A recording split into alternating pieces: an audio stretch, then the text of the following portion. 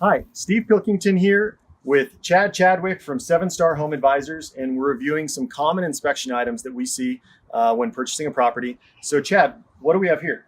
We're kind of looking at the gutters here. The gutters have some debris. These particular gutters actually have a cover over the top, and the debris has come over the top and it is sitting on top of them.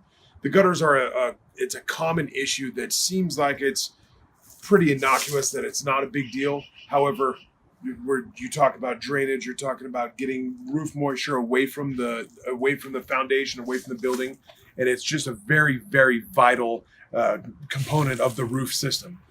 In its current state, it's going to function fine. Hopefully, most of the water filters through. In bad cases, what we see is the debris in gutters and on top of these gutter shields can hold and retain moisture and not allow that moisture to drain off. We then get ice damming that's going to push water back up underneath the shingles, in which case that's when we start getting leaks on the inside as a direct result from the debris and stuff from trees. No kidding. So, if I'm hearing you correctly, a gutter clogged up a little bit or full of stuff could lead to water not draining correctly, getting underneath the roof. If we get ice and freezing, we get ice damming, so it'll actually go under the shingles and back up Correct. into the house.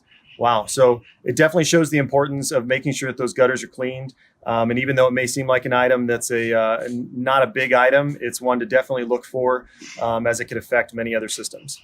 So, well, thank you very much again, Chad. And here's signing off on this inspection.